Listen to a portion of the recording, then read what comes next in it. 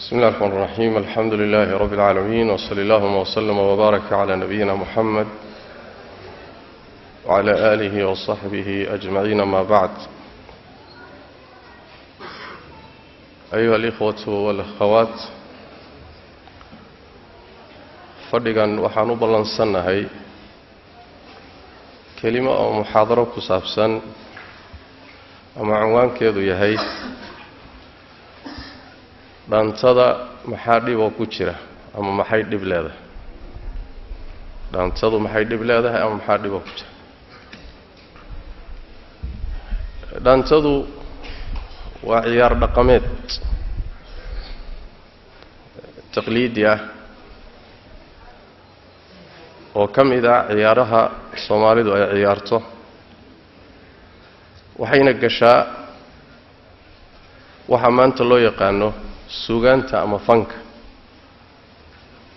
qayb ka mid ah. waxay leedahay magacyo fara badan,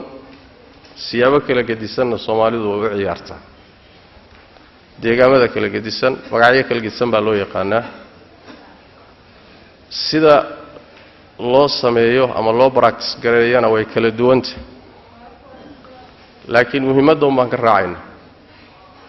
magacyadeedaasi wax badan galama jiro, ama dhaanta dheh ama heella dheh ama wala saqo dheh ama saar dheh ama magacyada kale Soomaalidu u taqaan waxa doonto ku magacaabo. ciyaartaasi inaynu ka hadalno maxaa keenay waay wax laga hadlo waa badan yahay, maxaad u maagteen baa su'aal ah. jawaabtu waxa weeye waxaan u maagnay horta dhaantadu maro horay qabi jirtay, haddana maro cusub baa loo tolay. maradeeda cusub ee loo talay marka la fiiriyo waa ciyaar waayahan dambe aad loo xiiseeyo. wixii hore la aqoon jiray oo dhan bay ka xiiso badantay. taasi waa mid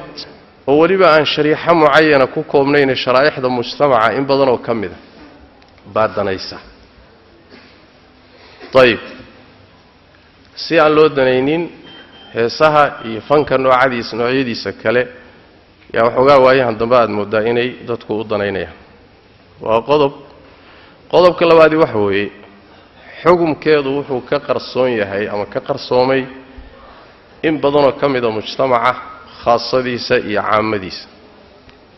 maxaa yeelay waxay ku dhuumanaysaa ama dadka samaynaya ama u doodaba ay uga dhigayaan qiil uga dhigayaan waa hidiya dhaqan bay leeyihin. sheekhu waa hidiya dhaqanku ma wax dhibay leeyihin. saas daraaddeed wixii hidiya dhaqan ummadda u soo ahaan jiray ishil mushkila maxaa dhib oo ku jira. halkaasaa marka waxaa keenay inay dad badan ka qarsoonto maxaa dhib ku jira, shareecadu maxay ka qabto. qodobka saddexaad ee inoo geeya waxa weeyaan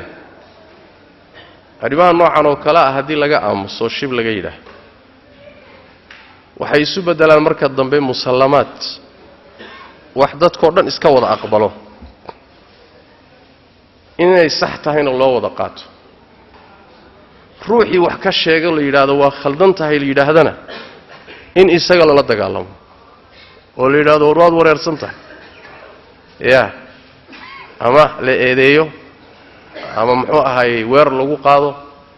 ama si xun loo arko. maxaa yeelay waxyaalaha oo khaladaadka ama macaasida ah ama dunuubta ah haddaan la inkirin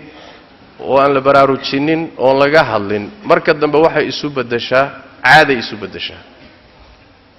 kadibna waxay noqonaysaa caado la gooyo cadho allay leedahay, halkaasayba ku abtirsanba. kadibna cidda ka hadlaysaaba la qoonsanba. intayna heer kaa gaadhin marka in ummadda lagu baraarujiyo way mudanta. waa kii lahaa cabdullahi bn mascuudin radia allahu tacala canhu ardaah ayaa wuxuu yidhi kayfa bikum ida albasatkum fitnatun yahramu fiiha alkabiiru wayarbu fiiha alsagiir yatakhiduha annaasu sunnah ida turika minha shayءun qiil turikat الsunnah qiila ya aba cabdiraxmaan wamata dalik qaal ida kahurat juhaalukum وقلت علماؤكم وفقهاؤكم وكثرت قراؤكم وأمراؤكم وقلت أمناؤكم والتمست الدنيا بعمل الآخرة. عبد الله يوحي عبد الله بن مسعود الصحابي الجليل كاها النبي أرددي سكمدها صلى الله عليه وسلم وحوي حالكين نسيب النقن دونا markay idinku habsato idin dheehdo fitnadaasoo uu kii weynaa ku gaboobo kii yarka ahaana uu ku barbaaro fitnadaasoo dadku ay ka dhigan doonaan caado iyo dhaqan markii laga tagana ay dhihi doonaan turikati sunna caadadii baa laga tegey ruuxii hidiya dhaqan ay dadku lahaan jireen baa laga tegey oo markaa la dagaalamay waxaa la yidhi abu cabdiraxmaanow taasi goormay dhici markaasaa wuxuu yidhi markay bataan dadkiinna wax magaradkii oo ay yaraadaan culimadiinna iyo fuqahadiinna waxgaradka iyo culimmadu markay idinku yaraadaan wax magaradkuna bataan dadkiinna wax akhriya ay bataan madaxduna idinku badato yaa nin walba tuulo yar buu kursi ku fadhiistay soo ma marka madaxdii baa idinku badatay umaradii dadka wax akhriyana waa bateen dadka aaminka ana ay yaraadaan adduunyana lagu raadiyo camalkii aakhiro camalkii janniyo aakhiro lagu raadin jirayna adduunyo lagu raadiyo arrimahaasi markay dhacaan fitnada noocaasana idinku habsato xaalkiinu soo noqon doonaa buu yidhi cabdullahi ibn mascuud radiyallahu ta'ala anhu warda afarkaasi waa afar saxiixa nu'aym ibn hamad fi fitan buu ku keenay daarimi fi sunan حاكم في المستدرك ابن عبد البر في جامع بيان العلم وفضله حاكم وصحيحي ذهبنا وكوافق الشيخ الألباني وصحيحنا يا بل وحوليه هي سند كيس صحيح وانا موقوف في حكم المرفوع بله يعني حكم وحوليه هي حديث نبي كسوغان اهام بو دغين سببته maxay tahay لان هذا النوع عن iyo warka sidan ah la iskama dhihi karo wax soo socdo oo ka sii waramay wixii un baa ka sheeyay u sheegi kara gaar ahaan waliba way dhacdayba sidii uu sheegay bay u dhacday marka inay xadiis nabi oo marfuuca waay xaqiiqadiisu macna tayib tamarka iyadana taxadar inaan umadu u qaadanin wax diinteeda khilaafsan iyo dhaqamo khilaafsan inayna u noqonin caado la iska caadeysto oo dhaqankooda iska noqoto aan qalbiga iyo afka toona laga inkirin taa inayna noqonin oo la dareemo khatarta ay leedahay ciyaarta noocan iyadana ujeedooyinkay ka mid tahay haddaba maxay ka kooban tahay dhaantadu waxay ka kooban tahay tix la qaadayo shicir iyo nadmi iyo tix la qaadayo waa kow macno kala gedisanna xambaarsan mar waa ammaan mar waa jacayl mar waa faan mar waa goodi mar waa halxidhaale macaani kala gedisan xambaarsan laakiin waa nadmi la qaadahay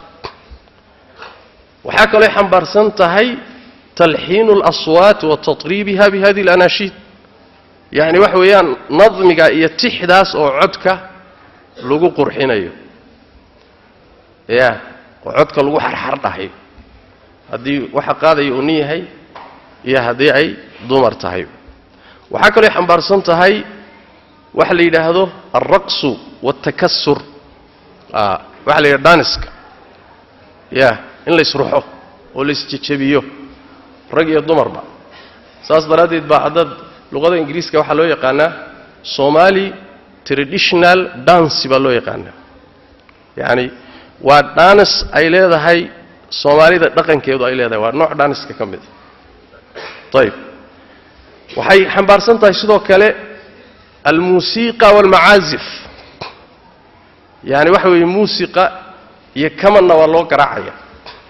ayadana way wadataa inaha iyo in ka badan bay wadataa ciyaartani oo isugu jirtaa sidaas daraadeed magaca gooniyo in loo bixiyo dhaanta lagu magacaabo iyo in hees lagu magacaabo iyo in wala saqalayda iyo in la yiraahdo muxuu ahaayay magac kale la dhaho wax ay ka bedelaysa ma jirto shariicadu sideedaba magacyaha lama mucaamalootay waxay la mucaamalootaa magacu wuxuu xambaarsan yahay saas daraadeedna haddii maanta lagu yidhahdo war waxaan laga hadlaya hees weeye dhaanta iyo heesna waa kala duwan yihin maxay ku kala duwan yihin adugu sheeg haddayna dhaantadu ka darnayn heesta ma dhaanto waana arki doonnaa muxuu ahaayey siyaabaha ay uga darnaan karto marka macaanida meesha ku jirta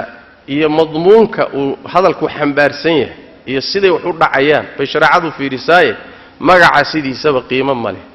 ribada ayaa waayaan daba waxaa magac loo bixiyey faa'iida oo haddaad magaca beddesho ribanimadii ma iska beddelaysa maya khamradiina waxaa loo bixiyey almashruubaat alruuxaaniya waa cabitaanada ruuxda dhisa ayib haddaad magacii noo beddeshood noo magac fiican noogu bixisay xukunka waxbaa iska beddelaya waxbaa iska beddeli maayaan bal nabigeenna salawaatu rabbi wasalaamu calayhi xadiidka abu maalikin alashcari wuxuu leeyahay rasuulkaan maqlay sal lla alay waslam oo dhahaya yashrabu unaasun min ummatii alkhamra dad ummaddayda ka mida khamraday cabbi doonaan yusammuunaha bigayri ismiha magaceeda magacaan ahaynna way u baxsan doonaan magac kaley ku cabbayaan ya ayb yudrabu calaa ru'uusihim bilmacaazifi waalqaynaat markay khamra cabbayaan korkooda waxaa lagu garaacayaa muusig iyo kaman iyo gabdho heesayana way u heesayaan gabdhana waa heesayaan muusigna waa loo garaacayaa khamradiiyo magac kale ula baxeenna waa cabbayaan nebigu wuxu uhi sal lla alay wasalam yakhsifu allahu bihim alarda ilaahay dhulkuu la goyn wayajcalu minhum alqiradata waalkhanaaziir qaar iyaga ka midana doofaariya daanyeeruu ilaahay ka dhigaya xadiidkaasi waxaa soo saaray axmed fi lmusnad bukhaari fi taarikhi alkabiir ibni maajah fi sunan ibni xibbaan fi saxiixihi bayhaqi fi sunan طabaraani fi lmucjam waxaana saxiixiyey ibnu xibbaan ibn اlqayim sheekh albani sheekh islaam ibnu taymiyana wuxuu leeyahay waa xadiid xasana marka magac kale loo bixiyo in magaca loo bedelo shayga xukunkiisa waxba iskama bedelo magacyadan sidaas daraaddeed qiimo weyn ma laho maxaa meesha ku jira iyo seebaa loo sameeyaa iyo maxay xambaarsan tahay halkaasay shareecadu fiirinaysa amaa magaca qiimo weyn ma leh haddaba aynu u nimaadnay maxay dhaantadu xambaarsan tahay oo dhib ah maxay shareecada kaga soo horjeedaa maxay diinteenna ay ku diidan tahay maxaa ka khaldan waxaa ka khaldan oy shareecada ku khilaafsan tahay qodobo fara badan mid kastana goonidiisa wuxuu ugu filan yahay inuu ka dhigo wax macsiyo dembi ah qodobka koobaadi waxa weeye tixda la qaadayo marar fara badan bal inta badanba waxay xambaarsan tahay macaani shareecada khilaafsan marar badan waa jacayl ghazalka waxa loo yaqaan luqada carabiga iyo cishqi gabdhahan iyo wiilashan meesha wada joogaayey ay isu celcelinayaan ay isweydaarsanayaan waan ku jeclahay iyo waan ku caashaqay iyo xaggan kula maray iyo dhiiggaad saaqday iyo wadnahaad iga gashay ya waa yacni ghazalka wax loo yaqaano waa marka rag iyo dumar ajaanib kale ah oo haddana war noocaas oo kale a isku akhrinhayaa waa mid mar labaad waxay xambaarsan tahay sidaa markay tahay waa dacwa ila alfaaxisha waa dacwa ila azinaa shareecadu miisaankaasay saartaa sidaas daraaddeed baa rasuulkeenna salawaatu rabbi wasalaamu calayhi waxaa la weydiiyey sideedaba waxyaalaha tixda ah gabayga ah buraanburka ah muxuu ahay gabayga muxuu ahay heesta ah nadmiga iyo tixdu sideedaba sugaanta ku imaanaysaa shareecada laf ahaanteeda marka gooni loo fiiriyo macnaha ay xambaarsan tahay ayaa xukunkeedu noqonaya hadday macno khaldan xambaarsan tahayna waa xaaraam hadday macno saxsan ama iska bannaan xambaarsan tahayna markaa dhib ma leh sida ayaa sheegay nabigeennaa sheegay salawaatu rabbi wasalaamu calayh xadiidu caaisha waxay tihi rasuulkaa la weydiiyey sal lla alay wasalam gabaygaa la weydiiyey waa tixda markaasaa nebigu wuxu uhi sal lla alay waslam huwa kalaamun faxasanuhu xasan wa qabiixuhu qabiix tixdu sideedaba waa hadal oo kale waay hadalka caadiga ee nasriga ayay la mid tahay kiisa wanaagsanna waa wanaagsan yahay mideeda xunna waa xun tahay saas daraaddeed tixdu xumaanteeduna shareecada khilaafsanna waa xaaraam tixda wanaagsan ee midhaha ka hadlaya waxaan shareecadu diidaynin ka hadlayana dhib ma laha ama way wanaagsan yihiin sidaas way macna xadiidkaasi abu yacla baa wariyey shaahid buu leeyahay bukhaari soo saaray fi al-adab al-mufrad daraqutni sidoo kale bisnaadin daciif labada riwaayana waa isxoojinaya sida uu leeyahay sheekh albani alayhi rahmatullah ummul mu'miniina aisha radiyallahu ta'ala anhuma ayadana waxa laga warinay bukhaari ka warinaya fi al-adab al-mufrad inay tiri ash-shi'ru minhu hasan wa minhu qabih fakhudh bil hasani wa da'i al-qabih tixda sideedaba waxa kamida waxa macnihiisu fiican yahay macnaha fiican mesela wax weeyaan waxa laga hadlayaa dhaqan wanaagsan waxa lagu mesela tixda lagu tirinaya mesela khayr ba dadka lagu boorinaya xeelo mubaxado iska banaan ba dadka laga hadlaya fadiilo iyo akhlaaq wanaagsan bay sheegaysaa cilmigi ba mesela yani tix ahaan laga dhigayo nadmi laga dhigay kiisa wanaagsan waa wanaagsan yahay midkiisa xunna waa xun yahay ka wanaagsanna ka qaada ka xunna ka takbitir Aisha radhiyallahu ta'ala anhuma hadithka hore la mid yahay sanadkiisu waa hasan ibn hajar iyo sheekh albani labadaba way tahsiinayaan atharka Aisha radhiyallahu ta'ala anhuma tayib waxa kale xambaarsan tahay oo isla meesha ku iimaanaysa abiyada qaar badan wax xambaarsan yihiin iyo waxan ay qaadayaan waxay xambaarsan tahay xadgudub aan caadi ahayn oo lagu xadgudbayo amaanta ruuxa markuu ku hor joogo hadduu sheekh yahay iyo hadduu shariif yahay iyo hadduu madax yahay iyo hadduu caalim yahay iyo hadduu taajir yahay ammaantiisa lagama badbadiyo bal hortiisaba laguma ammaano waxaa laga baqayaa waxoogaa inuu fidnoobo waxoogaa ruux haddii la wadwado la sheego la qaadqaado agoobay shaydaan baa jidkaa ka soo geli oo isdhihi kaa fiicanba yaa kaa fariidsan khalaas waa fidnoobaya marka saas daraaddeed baan la ogolayn ama nasri ha noqoto ama nadmiya ammaanta dadka hortooda in lagu ammaano allahuma fi xaalaad ay shareecadu soo reebtay mooyaane ayib marar fara badan marka waxaa ku jira muxuu ahaayey tixda muxuu ahaayey dhaantada iyo midhaha la qaadaya waxaa ku jira ammaan fara badan yani gabadhoo la ammaanayo reerkoodii oo la ammaanayo ninkoo is ammaanaya iyadii muxuu ahaayey oo is ammaanaysa ammaan baa tifka ah madiix nabigeena salawaatu rabbi wasalaamu alayhi waxa ka sugan xadiis maymuun ibn abi shabiib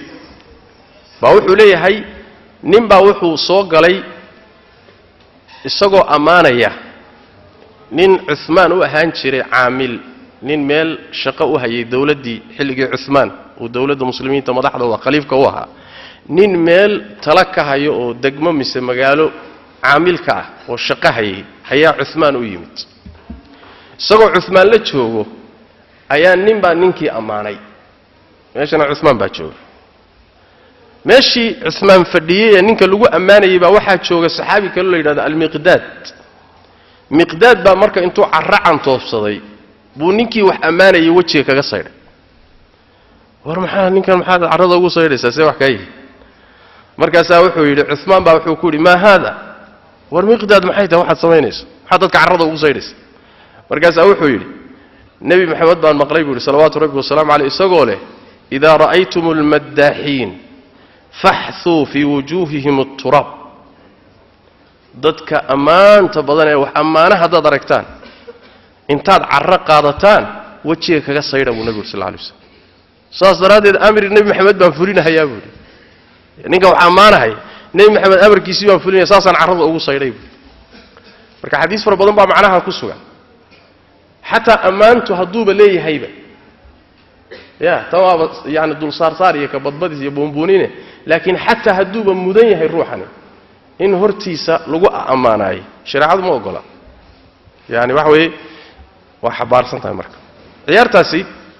dhaantada markaad say ahaan jirtay siday hadda tahay aad isu fiiriso bidca badan baa la soo galiyay shay walba bidcu leeyahay moogta ya aniga baadiye aad ugu soo weynaanin laakiin waxaan xusuusnahay anoo yar waxbaan ka xusuusnahay ka garanaya tayib waagii hore inta badan waxay u badnaan jirtay ammaantaas iyo hal xidhaale iyo oo gabadh gabayaa ah oo tixdajisa iyo nin gabaya baa isu baxaya marka waa la isxidhaya marmarkii qaarkood ammaantaasay iska ahaan jirtay laakiin waxaa naadir ahaan jiray waxa la yidhahdo tafaxushka hadalka foosha xun ee xishood darrada ah ee ku saabsan ragga iyo dumarka dhexdooda dhaantadii hore taqliidiga ah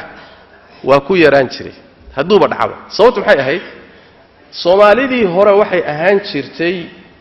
dad afka in laga soo saaro waxyaalaha ku saabsan ragga iyo dumarka dhex mara gogosha ku saabsan in afka laga soo saaro saa loogu wada hadlaayo way ka xishoon jireen maxshar la wada joogo iska badaa meel la wada joogo la isugu yimid inuu nin u badheero oo gabadh uu hadallo noocaasa ku ganaa gogol baa la isugu gadhaa xaal baa la iska qaadiyo haddaama rag islayninba marka waxay lahaan jireen dhaqan adag oo nooca ku saabsan ninku marka kuma dhiiran karin goobaha dhaantada marka la isugu yimaadana waxay ahaan jireen in la iska ilaaliyo waxyaalahan hadda ay dhahaan muxuu ahaye cishqiga iyo muxuu jacaylka iyo waxyaalahan hadda aan ka akhrinayna xididada iroore iyo wadnaha ay booday iyo waxan ay akhrinayaan waxan kadaato muxuu ahay ma jirin waa bidca dib ka timid waxa bidca labaad ah oo ay ku soo dareen waxa la yiraahdo muusiga ayadana ma lahaan jir soo saasma waxay ahaan jirtay dadka xilliga barisamaadka xilliga maartay oo roobku da'aan oo barwaaqada reeruhu isla soo dagaan xilligaas dhalinyaradu habeenkii intay baxaan oo waliba ay fogaadaan meesha la joogay la degan intay ka fogaadaan yal shatagan qayladooda xataa laga maqlay bay meesha habeenkii ku soo ciyaaraan marka iyagoo daalan bay soo noqdaan xataa markay ka imaanayaan fulid xun baa la yiraahdaa fulid yani marka laga soo fulahay fool xumadeed ay tahay haddana mujtamaca dadkiisa akhyaarta culimadiisa wax garadkiisu waa la dagaalami jiray way la dhuuman jireen marka way la fogaan jireen haddii lagu soo baxana ilaahu mu hal wadaad ku soo baxo ama hal nin oo akhyaara way kala cararayaan waxay lan wax tuugaysanay ahaayeen moogta dhaqankii baa ka horjeeda wixii oo dhan marka hidihii iyo dhaqankii nooca ahaa oo dhan waa laga siibay marka waa laga xubsiibay suura kale iyo qaab kale iyo shaati cusub baa loo geliyay marka xumaantii ay lahayd sharcan u bay xumaan kale ku darsatay tayib waa qodobkaasoo horta waxa ay ka hadlayaan iyo waxanay tirinayaan macnaha ay xambaarsan tahay marar fara badan sharaacada way khilaafsan tahay boqolkiiba 99 ka badan qodobka labaad iyo mukhaalafada labaad ee sharaacada ay ku khilaafsan tahay waxa weeye fiihi ta'arri wa kashfi al-awrat wa at-tabarruj waxa ku jira isqaawin awradii oo la qaawiyo iyo asturkii oo laga tago khaasatan dumarka dhaantada marka la tumayo u fiirsada dumarku waa qaawan laabta iska qaawan luquntii baa qaawan gacmihii baa iska qaawan waa kuwa roon kuwa ka sii daran madaxii xataa timaha waa qaawisanaya qaar ka sii daran baa jiro xataa laabta iyo meesha meel ka sii fog baa muuqataba oo maryaha intay maryo khafiifa qaataan baaba wax badan ay asturnayn kashfiga noocaas oo kala marka in maxshar iyo meel ajaanib joogto ay dumarku cawradooda ku qaawiyaan si toos waxay uga hor imaanaysaa quraanka kariimka iyo sunnada nabiga sallallahu alayhi wasallam Allah quraanka wuxuu ku yiri يا أيها النبي قل لأزواجك وبناتك ونساء المؤمنين يدنين عليهن من جلابيبهن جلبابك اسكسي داين dumarkaaga gabdhahaaga iyo gabdhaha muslimaadka intaba amar baa nabiga lagu yiri sallallahu alayhi wasallam marada jilbaabka ha isku sii daayeen waa quraanki ayad kale rabbi wuxuu ku yiri wala yubdiina zinatahunna illa ma dhahara minha dumarku yeena quruxdooda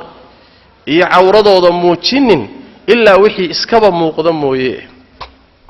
dadkay marka cawradooda arki kare u banayn karaan iyo intay banayn karaan bay aayaddan ka sii hadashay aayadii kale fi suurati al-ahzab Allah wuxuu yiri wala tabarrajna tabarruj al-jahiliyyah al-ula dumarkii hore gaalada ahaa siday cawradooda u muujin jireen iyo quruxdooda gabdhihii muslimaadka iyo dumarkii muslimaadka iyo ha u muujinina is-astura ya waad kala duwan tihiin haweenay gaal ah oo diin lahayn oo jaahiliyad ah baa quruxdeeda bannaanka dhigta laakiin haddaad mu'mino tahay oo ilaahay rumaysan tahay iyo aakhira iyo rasuulkiisa salawaatu rabbi wasalaamu calayh waxa lagu yidhi quruxdaada bannaanka ha geynina qariyo astur saas daraaddeed qur-aanka kariimka iyo axaadiista nabiga toos uga hor imaanaysa ayib waa qodob kale intayna qodobkaa ka bixin ragga iyo dumarku inay cawraadka muujiyaan oy asturka ka tagaan waa maqsad weyn oo ka mida maqaasida shaydaanka shaydaan bini aadamka inuu lumiyo waxyaalaha ugu muhiimsanee uu ka gaadho waxaa ka mid a inuu cawradiisa qaawiyo allah soo qur-aanka inooguma sheegin fii suurati alacraaf yaa bani aadama laa yaftinannakum ashayطaanu kama akhraja abawaykum min aljanna muxuu ku sameeyey yanzicu canhumaa libaasahumaa liyuriyahumaa min saw'aatihima war aadam carruurtiisiiyow shaydaan yuusan idin fidnaynin siduu labadii idin dhalayba jannada uga soo saaray muxuu ku sameeyey maryuhuu ka dhigay yanzicu canhumaa libaasahumaa asturkoodii buu ka dhigay si uu u tuso saw'adooda cawradooda si uu bannaanka u dhigo u tusuu maryaha ka dhigay bimacnaa geedkii uu cunsiiyey cuquubadii ka dhalatay baa waxay keentay in ay asturkii waayaan waa aadam calayhi wacalaa nabiyina asalaatu wasalaam iyo hooyadeen xawaa shaydaan baa marka qasadkaa lahaayo inuu maryaha ka dhigo u qastay saas way macnaa marka hadduuba maryaha kaa dhigo asturka kaa qaado ama rag aho ama dumar ahaw shaydaan baa kugu adeegtay ujeeddadiisiibuu kaa fushaday waa ku duubsaday qodobka saddexaad ee ku jiraayo waxa weeyaan dhaantada iyo ciyaaraha noocaas oo kale ah waxaa ku jira alikhtilaat bayna alrijaal waannisaa'i alajaanib rag iyo dumar ajnebi kale ah oo isku dhex qasan ya kuwan dhaantaynaya way isku qasan yihiin mar way iska soo horjeedaan marna ninkiiba waxaa ku jira gabadh baa ku xigta ya waa la isku googoynaya rag ajaanib iyo dumar ajaaniba inay saa isu dhex galaan weliba iyagoo haddana qaaqaawan waa wax shareecadeennu diiday wa ayib bal waxaan marmarka qaarkood aad isleedahayba malaha dhaantadu maba baxdaba haddaan dumar iyo rag meesha isugu imaan ya wax walba suugu leh mogta wax walba suugu leh malaha waxaan is idhi suugaheeduba waa inay dumar meesha yimaadaan saas daraaddeed nin keligii iska laaqinahaya meesha aad loo dhegaysan maayo soo ma waa in meesha muxuu ahaay lagu sharxo oo lagu qurxiyo oo dumar iyaguna dhawaaqahayo muxuu ahaay isjejebinahayo waa in la helo markaasay baashu gadmaysaa ikhtilaadka marka rag iyo dumarka dhex maraya isdhex gelayaan waa waxyaalaha shareecadeennu si cad ay u diiday wa allah qur-aanka kariimka wuxuu ku yidhi waidaa sa'altumuuhunna mataacan fas'aluuhunna min waraa'i xijaab markaad wax weydiisanaysaan dumarka astur gadaashii ka weydiista dalikum aطharu liquluubikum wa quluubihinna saasaa u daahirnimo badan qalbigiinna iyo iyaga qalbigooda nabigeenna salawaatu rabbi wasalaamu calayhi iska dhaaf meel kale masaajidda oo meelihii lagu cibaadaysanayay oo dadka qalbigooda xagga alla u jeedo oo dumarkii asturan yihiin iimaanaya ayaa salaadna loo yimid la kala baxsan yaho rag iyo dumarkii kala baxsan yihiin masaajiddii lagu cibaadaysanayey buu nebigu amray sal lla lay slam rag iyo dumarku inay kala socnaadaan meel ciyaar loo tegay ka warran marka ya nabigeennu salawaatu rabbi wasalaamu caleyh xadiidka ummu salama waxay tidhi nebigu sal lla lay wasalam markuu salaadda ka baxo dumarkaa istaagi jiray markuu salaama naqsado assalaamu calaykum yidhaah ilaan dumarku gadaal bay ku tukan jireen ragguna xagga horey ku tukan jireen wax u dhexeeyana ma jirin wax derbiya waxba uma dhexaynin markuu nebigu salaadda ka salaamo naqsado wax yar buu yaro fadhin jiray ragguna fadhin jireen intay dumarku dareerayaan maxaa la diidayaa in la isku dhex qasmo طيب بخاري بقى صار حديث كاس sidoo kale Abdullah ibn Umar radiyallahu ta'ala anhuma wuxuu leeyahay Abu Daawud iyo qeyrkii baa ka warinaya nabiga wuxuu yiri sallallahu alayhi wasallam law tarakna al-baba lin-nisa waridaha masaajidka mid kamida hadaan dumarka u dayna ka warraba irid baa u gooni ahayd ay ka soo gali jireen wuxuu leeyahay Naafi' irida nabigu u khassisay dumarku inay ka soo galaan Abdullah ibn Umar waligi kama soo galin buu hatta hadayna dumar joogin يعني وحويان حتى ماشي كسو غليان با لو كلا دوي سيده حديثكاسي تلمامay saas daraadeed ba xadiidka salaada marka la tukanayo nabigeenu sallallahu alayhi wasallam wuxuu yiri khayru sufufi ar-rijali awwaluha wa sharruha akhiruha wa khayru sufufi an-nisa'i akhiruha wa sharruha awwaluha ragga safafkooda safka u horeeya u khayr badan markay rag iyo dumar isla tukanayaan waxaana ugu shar badan midka ugu dambeeyo xagga dumarka ugu xiga dumarka safafkoodana waxa ugu shar badan ka u horeeya waa goorma waa markay rag la tukanayaan maxay la ragii bi ku xiga safkaasi uu ku xiga oo ragii baa u muuqda macna safafkooda ka ugu khayr badanna waa ka ugu dambeeyo nabiga sallallahu alayhi wasallam oo ragga ka fog sumaad faham war meeshaasi ciyaar baa loo yimi mise in la isdaadaawada loo yimi may cibaadiye salaad baa loo yimi dhulka korkiisa buqaadii ugu khayr badnayd way masaajid Allah la yimid haddana dumarkii ragii waa la kala soocaya hadii meesha lagu kala soocay xagee la isku daray marka adilladaasi waxay kamid tahay adillada ku tusaysa in ay rag iyo dumarku isdhex galaan ajaanibta diinteena xaraam bay ku tahay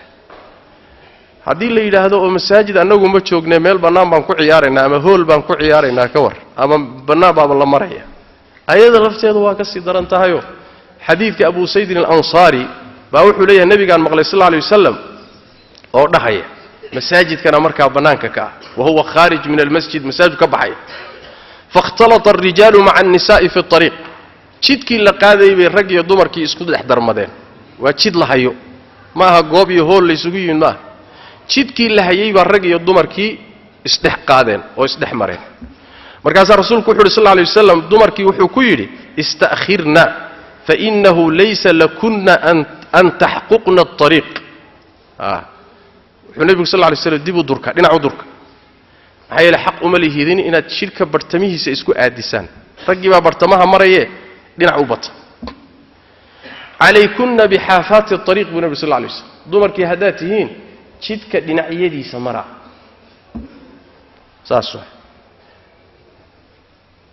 مركاسي دمركو هدي دمر مؤمنات يهاينه amarkiiba markiiba qaateen oo jidka marka la marayo rag iyo dumar uu kulminayo dumarku dhinac bay marayaan raguna dhaxdu maraya wala kala soocay فكانت المرأة تلتصق بالجدار هوينت مسلمة الدربية isku dhajin jirta حتى إن ثوبها لا يتعلق بالجدار من لصوقها به إلى مرض الدربية أي ku dhagto isku dhajinta ay darbiga ku durkayso darnaantiisa darteed darbiga isku dhajinaysa markay rag meesha marayaan oo xagga darbiga u badanaysa ilaa marada uu kaga dhagaba wararka qaarko saasi ahaan jireen akhlaaqda muslimka iyo mujtamaca muslimkaana sidaas waa akhlaaqda mujtamaca muslimka asaasi waa la kala soocay طيب حديث ابو داود باوريه في كتاب الادب وانا حديث سوغوا saas daraadeed isku dhex jirka raggan iyo dumarkan qaqaawan hadana isdhex fadhiyo marmarka qaarkood suurooyinka waxa kamid aadka u fooshaxo oo markaad aragto runtii aad naxayso hool dhan oo buuxa ama banaan dhan oo la wada joogo ba kulli muxuu la isruxaya oo sacabka la garaacaya maxaa oday fadhiya maxaa habar fadhida maxaa gabadh fadhida maxaa yaani akhyaar fadhida kulli waa la isku dhex yaacay markaas waxa meesha ka socod leedahay ma war ma kilaabiyadii muxuu ahay daaniska lagu ciyaari jiray muxuu ahay waad yaabays war dadkan goormuu ka tagay wixii dhaqankii iyo akhlaaqdii wanaagsanaa iyo aadaabtii aaway kulli waa la isku wada dhex jiraa waxaasi waa wax diintii nabi maxamed ka soo horjeeda salawaatu rabbi wa salaamu alayhi waxa kamid ah qodobka afraad ee diinta iyo shariicada ay ku khilaafsan tahay waxa kamid ah muusiqada iyo kabanka la garaacayo asaguna si ahaantiisu xaraan u yahay طيب وارسان tilmaanayna waa bidcooyinka dib lagaga daray dhaantada lagaga daray horay u jiri jirin dadka hidaha iyo dhaqanka ilaaliya haddii uun hidiya dhaqan aad ilaalinaysaan kuwan dhaqanka bidcada ku soo daray ka saara dhah annaga wada liqsiinina ana wada liqsiinine baashan music ma lahaan jirin bal horta halkeedii ku celiya halkeedii markaas ku celisaan aan ka wada hadalno markaas maxaa ka khaldan maxaa ka saxsan laakiin dhaqamo laga keenay reer galbeed iyo gaalo laga keenay iyo barnaamij socda in lagu qanciyo la yiraahdo hidiya dhaqan buu noo yahay waa waxyaalaha muqaalataadka bay kamid tahay muusigadaasi marka waxay kamid tahay waxyaalaha aadka u khariban shariicadana khilaafsan bini aadamkana xubinkiisa ugu muhiimsan dhaawaca xubinkee ugu muhiimsan jidhkeena waa qalbiga muusigu meeshuu dhaawacayo ee cudurka gelinayo ee caafimaadka ka qaadayo ee uu kharibayo ee uu fasaadinayo waa qalbiga markuu ka fasaadiyana aahaartiisa iyo raadkiisa markaaba noloshaadaad ka dareemi xubnahaagaad ka dareemi indhahaagaad ka dareemi dhagahaagaad ka dareemi tacaamulkaagaad ka dareemi طيب muusigaasi marka xadiid fara badan oo xadiista nabigeena ku soo aroortay sallallahu alayhi wasallam waxa kamid ah xadiidka Abu Aamir ama Abu Malik al-Ash'ari nabigeena sallallahu alayhi wasallam wuxuu yiri la yakunanna min ummati aqwamun yastahilluna al-hira wal-harira wal-khamra wal-ma'azif ummadayda waxa kamid noqon doona dad xalaashan doona ya zinada xariirta khamrada iyo aalaadka la garaaco ee muusiga lagu garaaco waxyaalaha waa aalatul malaahi baa leeyahay muusiga iyo wixii lamida xalaashan doona baa ummadayda kamid noqon doona buu sallallahu alayhi wasallam way xalaashan doonaan hadii la yiri muxuu yahay marka ya hadii lagu yiraahdo wuu xalaashan doonaa bimaana waa xaraam waa sooma طيب حديث كاسي بخاري با تعليقيه في صحيحه بصيغه الجزم اسقو حجيسنيه وحنا سو ساري ابن حبان طبراني وحا صحيحيه ائمه فربدر كميده ائمه حديثك شيخ الاسلام ابن تيميه الامام حافظ العراقي ابن الصلاح ابن القيم ابن حجر الشيخ الباني كل قولنا وحي رديين ابن حزم او حديثك ضعيفيه ميل فوق با لغا سو هاري طيب حديثك لبعض مسألة كسر أروري وحوي وحديثك أنس بن مالك رضي الله عنه ورسولك صلى الله عليه وسلم صوتان ملعونان في الدنيا والآخرة لو الصوت يلا والرواق الدنيا آخرة ولعنتين كقول وحويان مزمار عند نعمة دربان إيه موزق لقراعيه نعمة إيه برواقة أكتر مر للذين يا بري السمادة روب دعي la barwaaqaystay bay qayladaasi baxdaa sooma ummad ladan oo dheregtay baa dhaantaysa saas daraadeed hadii la gaajoodo waa la kala carari sooma marka dhawaqa baxaya nicmada agteeda waa lacnadan yahay adduunyo aakhiraba kalabaadna waxa warannatun inda musiiba markay musiiba dhacdo oo ama xoolaha ama dadka musiiba ku dhacdo in la baroorto dhawaaqa baroorta ee musiibada laga barooranayana ayadana waa lacnadan yahay adduunyo aakhiraba xadiidkaasina bazaar baa soo saaray fi musnad الضياء في المختارة وحديث سوغان وي وحو كله هي شاهد وليه من حديث جابر بن عبد الله أما عبد الرحمن بن عوف ووليه النبي صلى الله عليه وسلم إني لم أنهى عن البكاء ولكني نهيت عن صوتين أوهنت ومركي مصيبة دعضو إن قلبك حنون صدو إشنا إلميسو إنت اللي إيمد ديني بنبي صلى الله عليه وسلم الله وإيه أقول هذا لكن وحا اللي إيدي بنبي صلى الله عليه وسلم عن صوتين أحمقين فاجرين لبا دوق أما لبا الصوت أو نعسياء دقماء أو فاجرات لو معناه وحوي فاجرة يعني فاجره إلهي نعبيه دقني ما نكوجرت واكي لبا الصوت معين صوت عند نعمة markaad nicmaysanto barwaaqaysantahay inaad dhawaaqdo oo muxuu yahay laga wada lahwun wala'ibun wa mazamiru shaytaan wa ciyaar iyo maaweelo iyo durbaanka iyo muusika shayaadiinta intaas la yiraahdaa sawtka ilaahay uu lacnaday tabaaraka wa taala nacaska wa sawtun inda musiiba iyo musiiba markay dhacdo dhawaaqeeda oo isagana maxaa laga wadaa latmu wujuhin wa shaqqu juyubin wa rannatu shaytaan baroorta iyo in wajiga aad garaacdo markay musiibo kugu dhacdo aad dhawanka iska garaacdo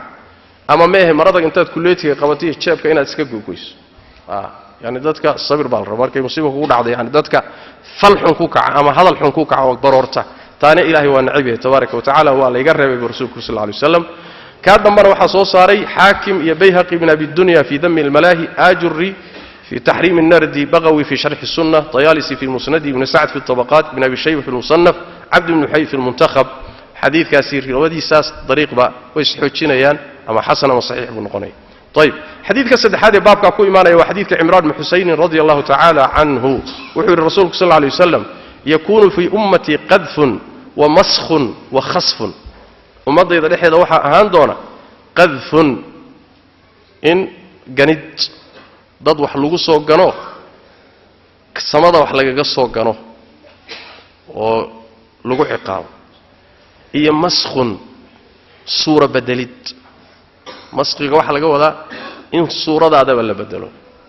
oo adoo bini aadan ah doofaar iyo daanyeer ba lagu bedelo wa khasfun iyo dhulko la isla gooyo kor oo la iskaga garaac gantaalo dhulka oo la isla gooyo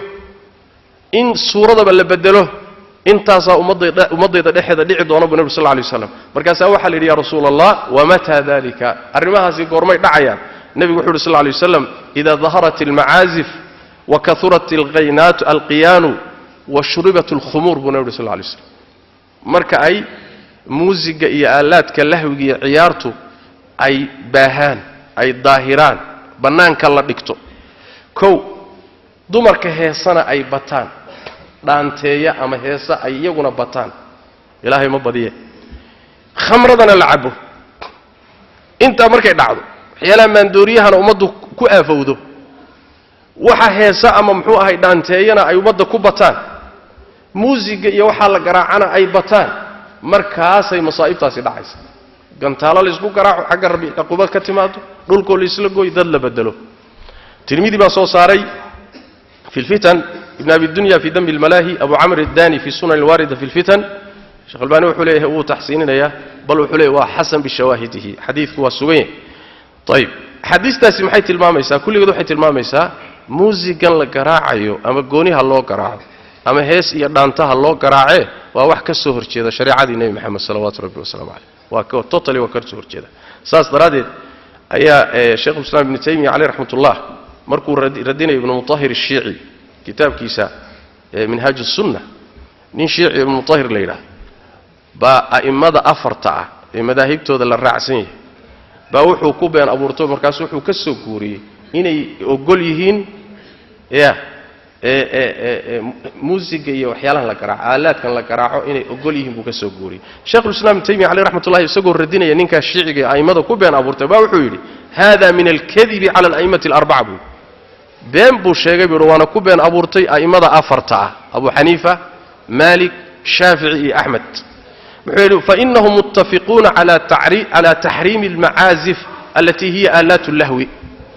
ائمه افرتي waxay isku raacsan inay aalaadkaasi la garaaco ay xaraan yihiin طيب sida cuudkii wixii lamid bal waxay fatwoodeen aalaadka noocaas oo kala inaysan hanti la mulkiyaba ahayn oo hadduu ruuxu qaado jajabiyo inaan qiimo la gudayo ayna lahayn laana xoolo ma aha bay leeyahay waa wax fisqi iyo xumaan loo isticmaalo طيب qodobka shanaad ee ku jira yani wax way dhaantada shariicada khilaafsan waxa kamida qatl al-haya wa khal'u thawbihi wal 'abath bil akhlaq al-fadila xishood daro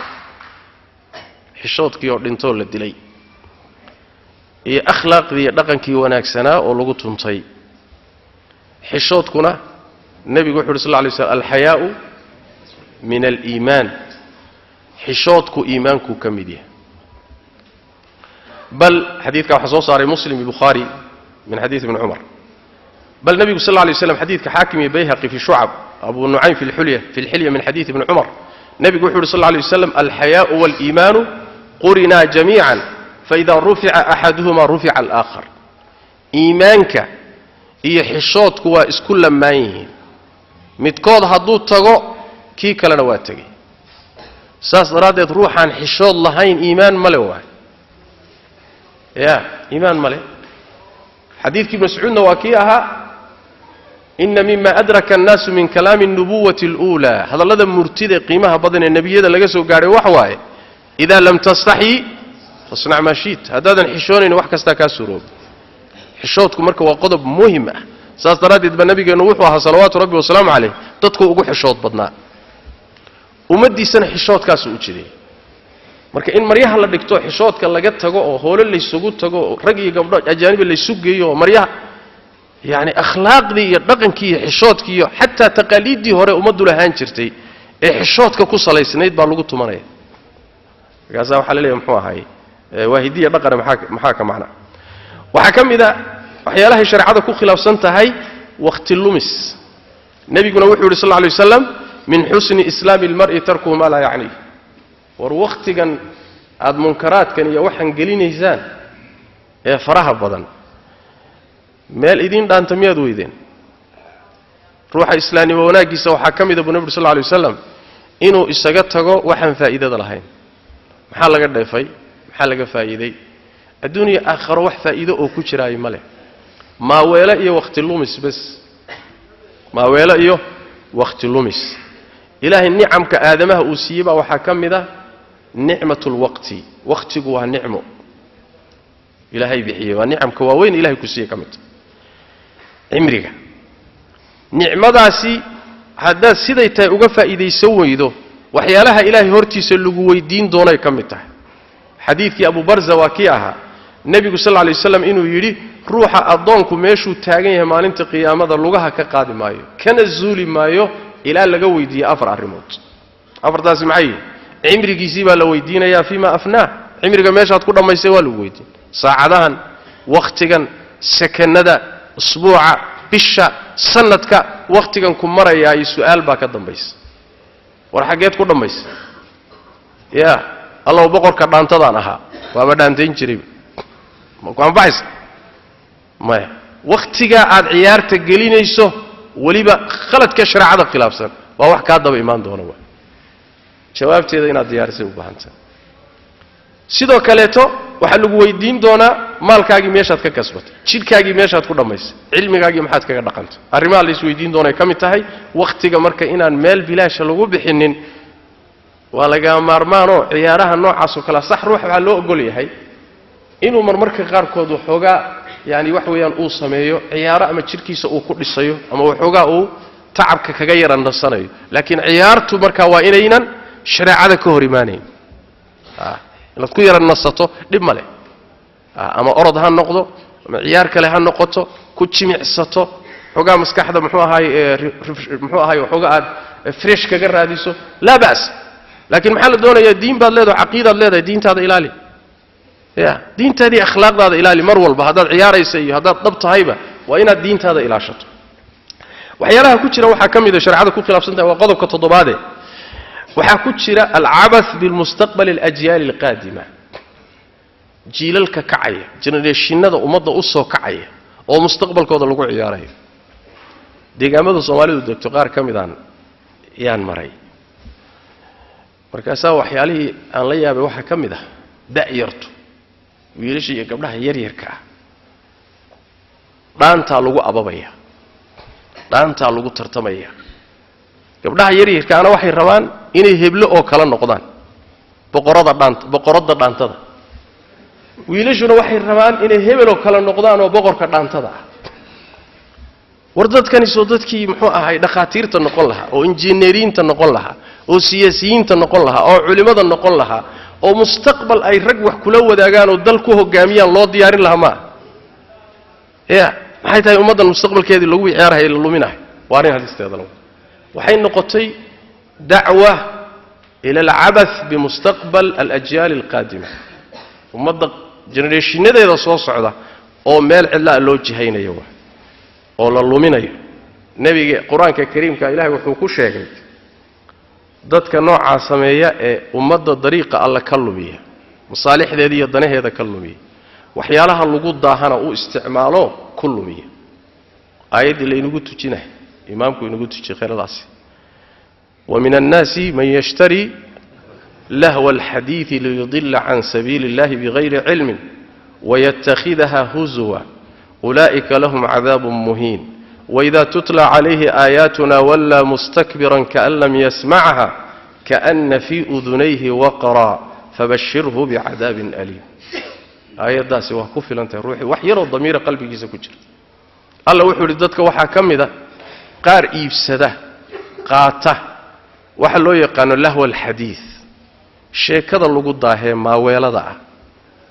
له الحديث وإنه ما عندهم تصيح صحابة يكون فسره ووحيالها ما ويلده وقتك اللي قل ميو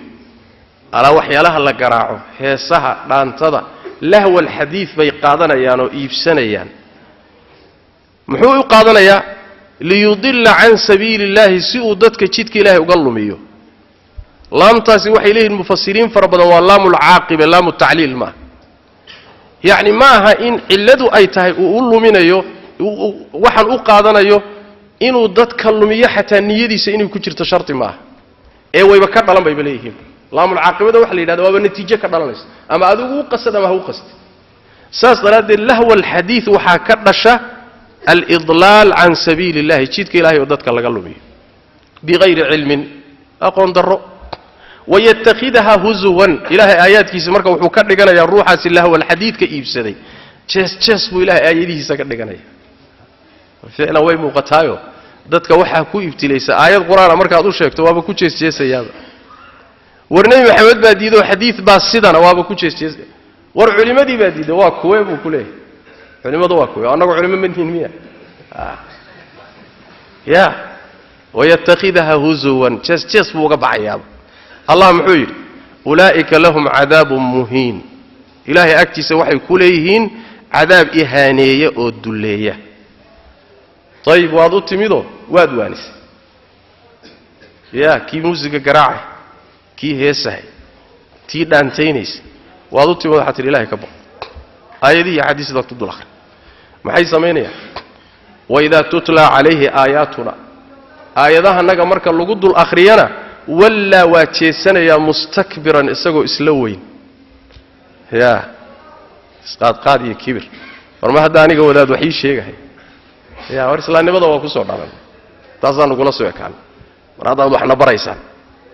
ya wada wax naga dhaadhicinaysa wala mustakbiran waajeesina isagoo isla weyno iskibrinay khaasatan markuu baabka noocan oo kala magac ku yeesho markuu magac ku yeesho madax ku noqdo oo ku caanbaxo oo xoolo ku helo oo lama karo markaas oo kale wala mustakbiran waa daba jeedinaya isagoo isla weyno iskibrinay ka allam yasma'ha wixii lagu akhriyayna inuu san maqlin baabad moodaaba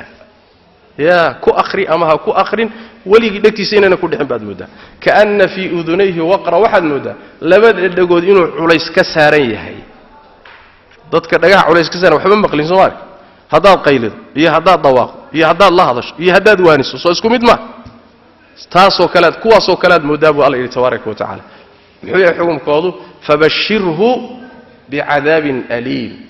meeshaad ku aragto kuwa waxaad ugu bishaaraysaa cadaab xanuujiyo ugu bishaaray buu Allah yaa yiri warmawadaad baa yiri Allah baa yiri tabaaraka wa taala ya ruuxi aakhira rajo kale ala laha aayadaasi waa ku filanta ruuxi aan rajo lahayn Soomaa shoriyaaka Soomaa kawaayelki saastaradeed ruuxa marba hadii iimaan qalbigiisa ku jiray waa ku filantahay nusuustaasi inay dhaqaajiso wax ka bedesho laakiin kii meel xun loo wato hada wax weeyaan waman yuridillahu fitnatahu falan tamlika lahu min allahi shay'an waxba uma haysadka waxba uma qaban kartid taas weeyaan aimada tafsiirka ridwaanullaahi calayhim saxaabadii iyo kuwii ka dambeeyayba aayada waxay ku fasireen lahwa alhadiithka dadku iibsanayaan ee qaadanayaan waxay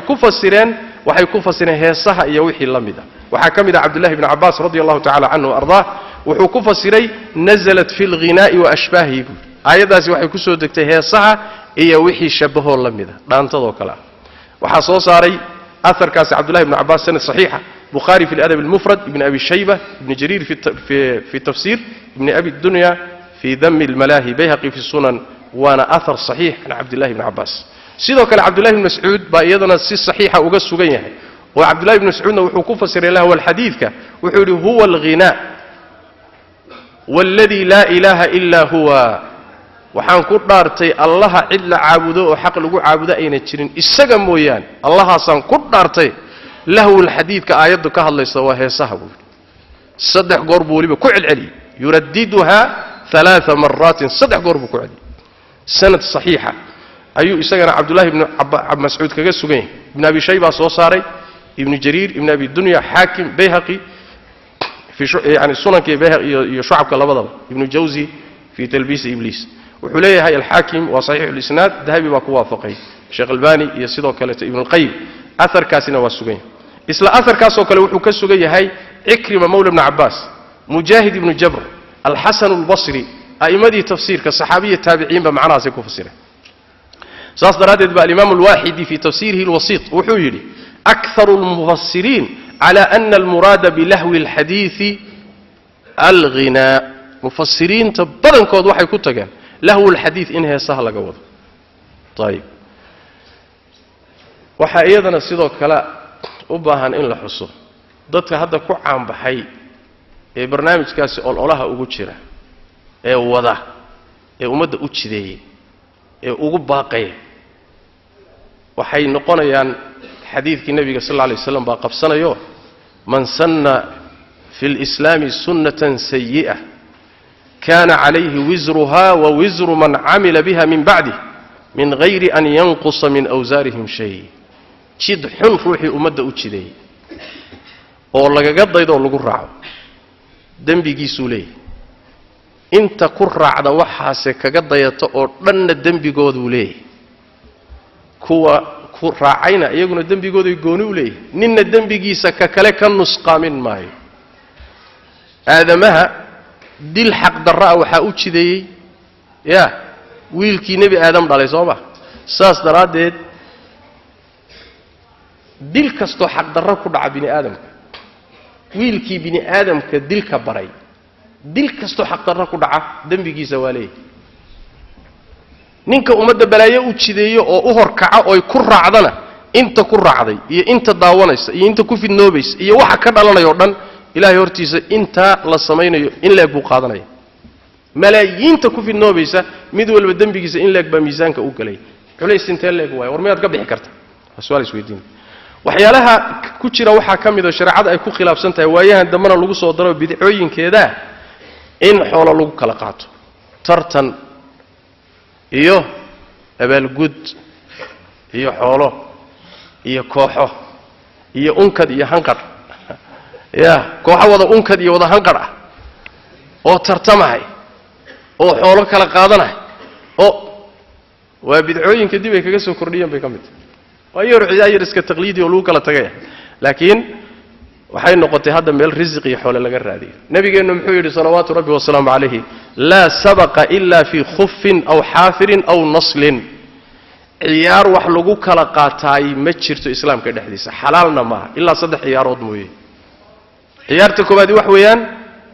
waa tartanka fardaha ciyaarta labaadna waa tartanka geela ciyaarta saddexaadna waa tartanka toog dhisadka ya ama xabad ama leeb wax lagu toog dhisto saddexda ciyaarood waxaan ka ahayn oo ciyaaro wax lagu kala qaato ma banaana buu nabi maxamed yiri salawaatu rabbi wa salaamu alayhi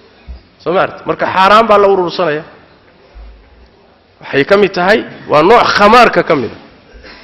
khamaarka shariicadu ay diiday nooc kamid oo ciyaaraha in wax lagu kala qaato saddexdan ciyaarood ee loo ogolaaday in wax lagu kala qaato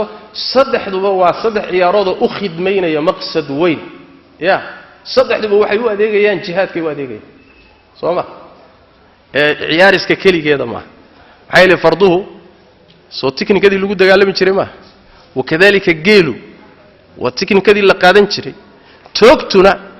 waa diqaabkii ragga la isaga celin lahaa soo saas ma saddexdu marka waxay u adeegayaan يعني وحويان مقصد iyo muhiimad weyn waxaan kaleetay marka ciyaaraheed macna lahayn waxa kamida waxyaalaha ama shariicada ay kaga soo horjeedo xadiidka waxa soo saaray Ahmad iyo arbacada min xadiis Abi Hurayra waa xadiis saxiix waxa kamida waxyaalaha shariicada kaga soo horjeedo suurooyinkeeda qaar kamida dhaantada waxa ku jira dumar codkooda qurxiyay oo codkoodu faatin haweenka sawdkooda haddii intay qurqurxiso jajabiso naashnaashto wax soo jiidanaya dadka uu noqdo oo qalbiga iyo beerka ku dhacaya dhiigana raaca hadduu noqdo waxa la isla ogol yahay biijmaaci ulama inuu sawdkeedaasi xaaraan yahay maxaa yeelay fitna ka dhalanaysa aayadda quraanka rabbi ku tilmaamay oo dumarka markii la hadlayay rabbi wuxuu yidhi falaa takhda'na bilqawli fayatmaca alladii fii qalbihi marad dumarkiyow hadalka ha dabcinina ha jilcinina markaad ragga la hadlaysaan oo dee haddaad jilcisaan oo dabcisaan markaasi ninkii qalbiga ka jirana baa damac gelayaa ya markaad gabadha laaqinaysa sawdka qurqurxinaysa aad dhageysato waxbaa kacaya soma hawl baa kacaysa sharaacaduna maxay diidanta hawshaa kacaysaaba la diidi soma laanna fitnay asal u tahay fasaad iyo akhlaaq xumay asal u tahay saas daraaddeed sawdka noocaasa waa sawd xaaraam ah falaa takhdacna bilqowl axaadiista nebiga sal lla lay waslam culimada tafsiirka markaad u tagto macnahaasay ku fasirayaan nebiga sal lla lay waslam axaadiistiisuna waa tilmaamaysaa jumhuuru ahlilcilmi waxay qabaan laba masale in la kala saaro waa laga maarmaan sawdka dumarku markuu caadi yahay oo jilcin iyo dabcin ayna ku jirin sawdkeeda caadigay ku adeeganaysay la maqlayo cawro ma ah cinda aljumhuur waana sida xooga badan waa inay adeegato inay hadasho inay ruuxa la hadasho laakiin sawdka haddii dabcin iyo jilcin iyo waxoogaa qurqurin iyo naashnaashid iyo hadduu qaato culimmadu waxay isla ogolyihiin sawdkaasi waa sawd cawro xaaraan ah ayadan xaaraan buu ku yahay in la dhegaystana waa xaaraan taa waa isla ogolyihin anna waxa weeyaan fitnu u yahay baashi qodobka tobnaad oo ka mida asbaabta muxuu ahaayey waxyaabaha uu shareecada ku khilaafsan tahay heesuhu ku khilaafsan yahay waxaan u jeedaa dhaantada iyo heesuhu dadka waxay ka mashquuliyaan ilaahay dikrigiisa tabaaraka wa tacaala sida khamradoo kale iyo khamaarka allah markuu ka hadlahayey khamrada iyo khamaarka wuxuu yidhi innamaa yuriidu shayطaanu an yuuqica baynakum alcadaawata wاlbagda'a fi اlkhamri wاlmaysir wayasudakum can dikri اllahi wa can الsalaa wixii ilaahay dikrigiisa iyo salaada kaa leexiya wax xaaraan marmarka qaarkood waxaad arkaysaa meelaha la isugu imaanaya dhaantada lagu tumanayo xilliyo badan oo salaadaa intay maraan baan salaad loo dhiil qaadayn ya oo dee dadkan shaydaan baaba haystee ma salaad buu u ogolyahay ninkii odaygaabay u xaraysan yihiinba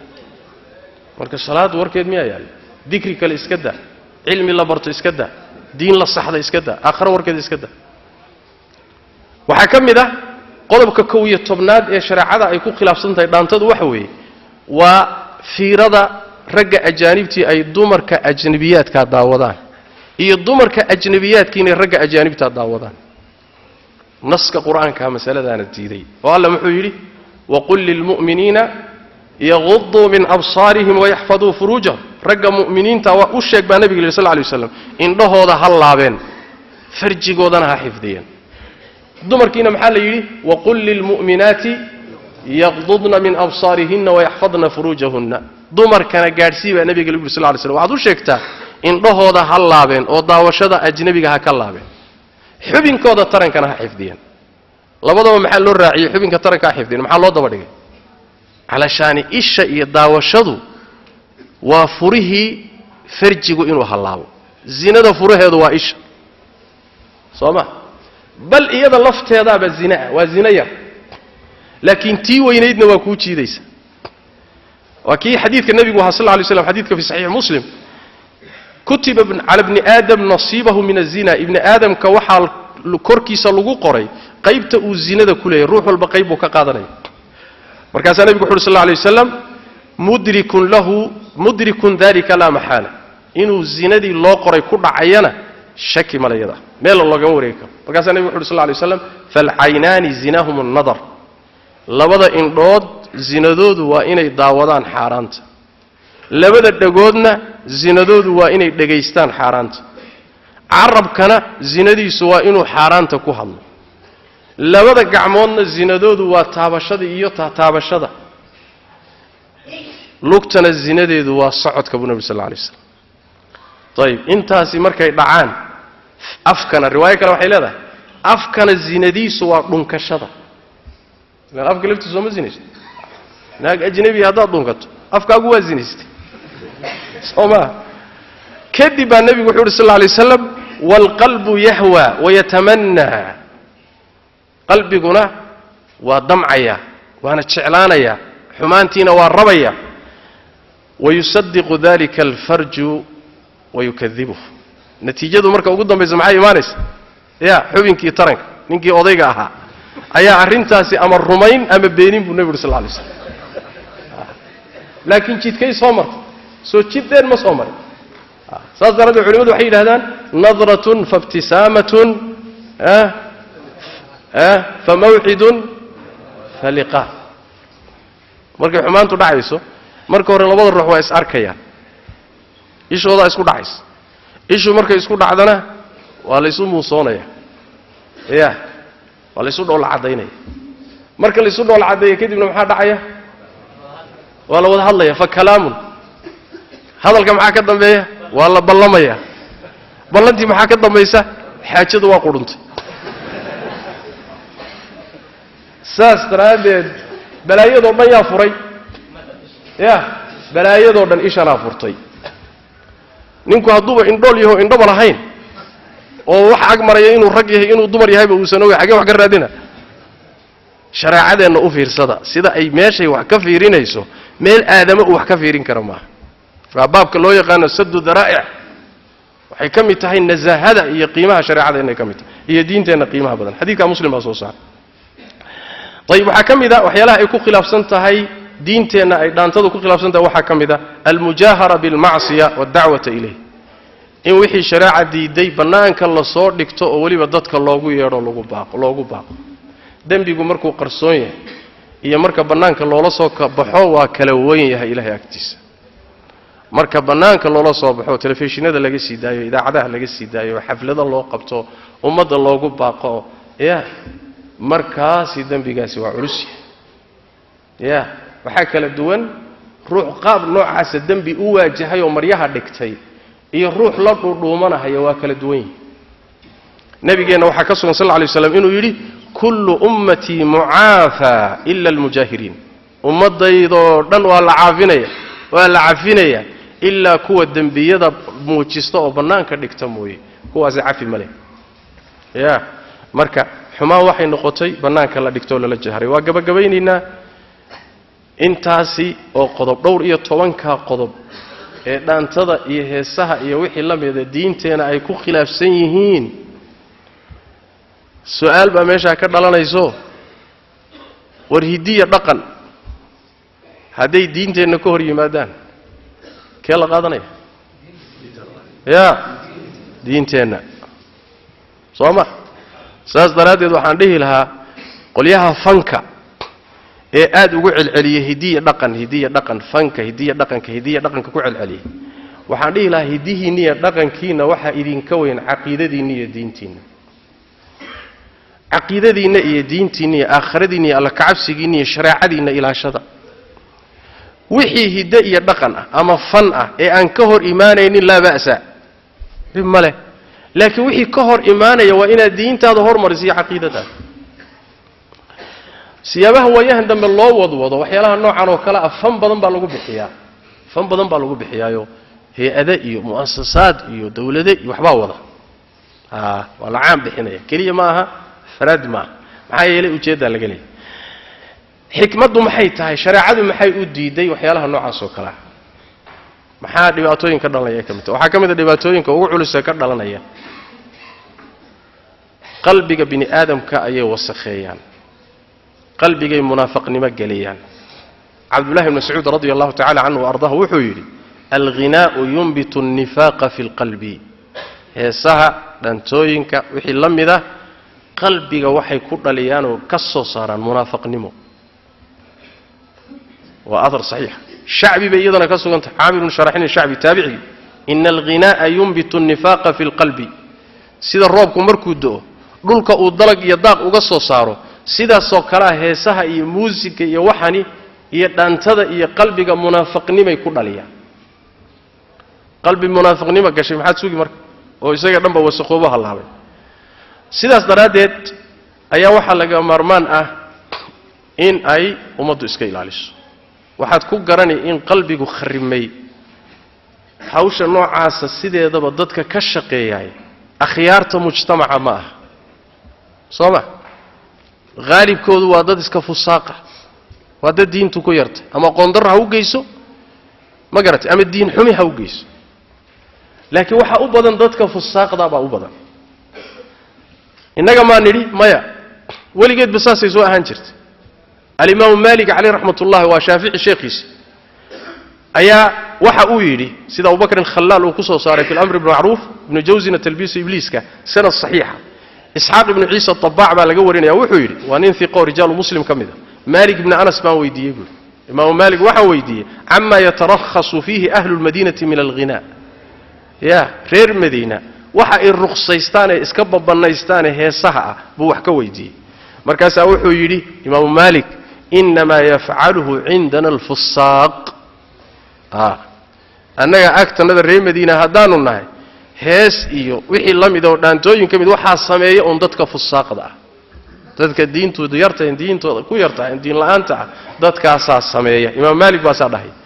nin sidoo kale Bukhari shuyuukhdiisi kamid oo la yiraahdo Ibrahim ibn Mundir oo isagana reer Madiina ayaa waxa la weydiiyay antum tarakhasuna fil ghina heesaha waad banaysataan isee wax u jira baa reer Madiina hadaatiin markaas wuxuu yiri macaad Allah magan Allah ilaahay baan magan ognahay buu waxaas ma yaf'alu hada indana illa al-fusaq dadka liitay diin la'aanta baa waxa sameeyay buu agtanada dad akhyaara ya dad akhyaar iyo ahlu diin iyo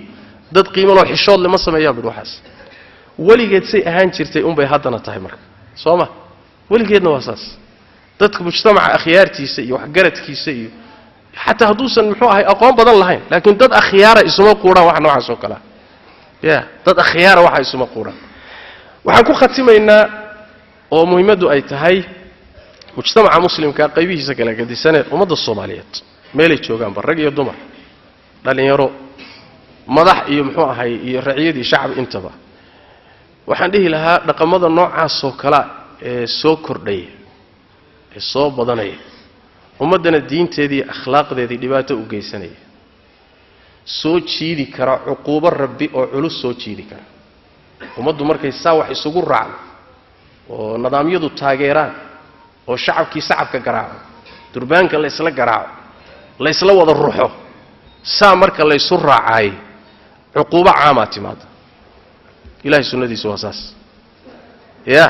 waxaan dhiilaa marka doontu intaynan badda gelin oo degin waxyaalaha noocaas oo kale laga hortago hadday doontu badda gasho waxa badda gelinayana waa dunuubtan iyo macaasidan badda markay gasho ninna badbaadi maayo anigu kuma jirin iyo khiyaar baan ahaa iyo waan diidanaa iyo waan ka hadlay iyo ma soconayso soo xadiiskii nabiga sidaa ma ahayn halaku jamii'an wal isla halaksan Soomaali waxa halka dhigay oo qarankeedii burburiyay oo isku diray oo balaayada ku saliday oo mashriq iyo maghrib ka kala tuuray waa waxa noocaas oo kale ah dunuubta noocaas oo kale la caadaystay loo riyaaqsan yahay sacabka loo garaacayo uquubaadka rabbiye ka yidba inta soo nooc noqon kara cuduray noqon